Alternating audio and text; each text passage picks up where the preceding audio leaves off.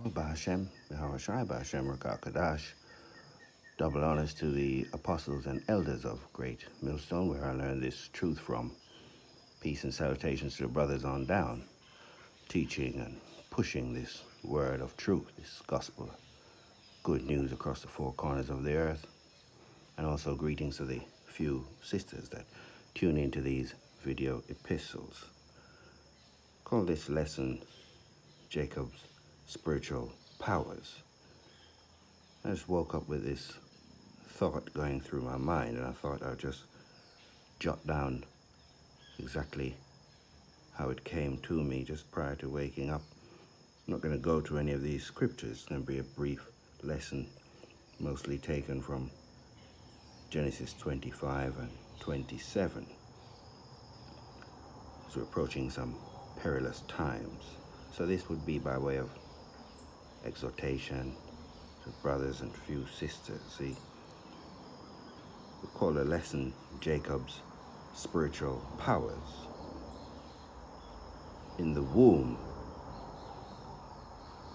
it started with Jacob fighting. The scripture says there was a struggle.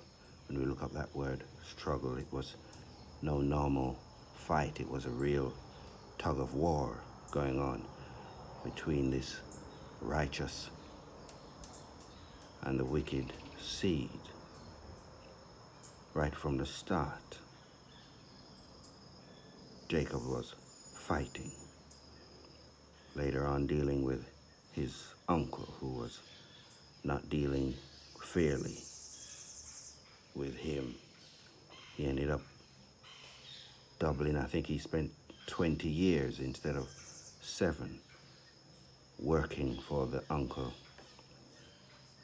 to get the woman of his choice, this Rachel, is the preferred sister. So he ended up fighting there. He also wrestled with the angel. He showed some stubbornness. Wouldn't give up, he wouldn't quit. He's fighting even after he received an injury to his thigh or his hip area there. And his reward was having his pineal gland, or his spiritual antenna, was touched. His name was changed. There was a reset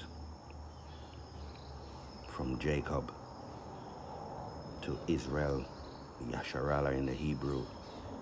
He, prince of the power. He's a prince with God, receiving more knowledge, more wisdom, more understanding of the Most High and his purpose. And how the scriptures laid out, this happened just prior to, like a face-off or face down with his twin brother, the carnal Esau, Edom, the so-called white man. Since 1681, that's what he wants to be referred to as, but this is not in the scripture. We all have biblical nationalities. We are Hebrew Israelites. Our forefather Jacob is what we're speaking about in this lesson. We're currently being called Negroes, Latinos, and Native Americans, and the great speckled bird scattered to the four corners of the earth. This carnal man, the white man, came to meet his brother. I think he had 400 and entourage, more or less an army. He had wicked intentions. But this encounter didn't go the way that he had planned, because Jacob's knowledge was superior.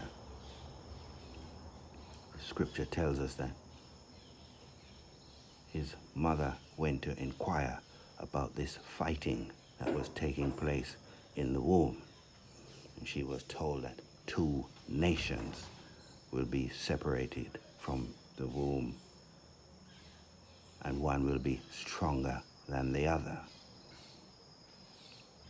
You see, And this wasn't just to do with running fast, jumping high, shooting hoops, boxing and all this. No, his strategic thinking, his prowess, all aspects of Jacob is superior to the base man. This vile man finds himself in rulership. And so Jacob was more than prepared for this base man. And when they encountered, after not seeing each other for all these years, Jacob appealed to this base man, overwhelming him with gifts. See, this man is profane. And that's Hebrews 12, 16, 17, where he functions outside of laws, statutes, and commandments. He has nothing to do with righteousness. Later on, Jacob supplanted Esau, Edom for the birthright and received the blessings. See, basically this lesson in conclusion is just a quick lesson. Like Jacob, we're approaching a real test, hour of temptation. Revelation 13, 16, 17 speaks about this man's plans, what he's about to do. He wants to input a device, and his target is the Hebrew Israelites. He hates us. He hates his role in the Most High's movie. Yahweh is the name of our power. His only begotten Son is Yahushai. That's who we serve.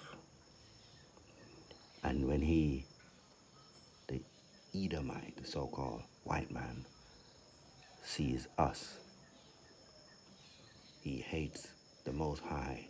When he looks at us, it reminds him of what he is and what his role is in this movie. So Jacob's spiritual powers is driving him absolutely out of his mind. And so we're approaching this attempt to join us onto his artificial plans. And we're facing these tests of our faith daily. We, the hopeful elect, we look forward, of course, to these spiritual powers that fly, run up walls, etc. But just reminding myself and reminding you, brothers and few sisters, that spiritual powers is also the ability to get through a day without being trapped and ensnared in Esau, Edom, who we know to be the devil, this so-called white man currently in rulership. Get through without being trapped daily in any of his wicked inventions. That is also a show of your spiritual powers. So I wanted to keep this lesson very short. It's just a thought I woke up with, and I wanted to share this with the brothers at the start of the day here. So we'll stop it just there. You've been listening to Jacob's Spiritual Powers. Shalom until the next one.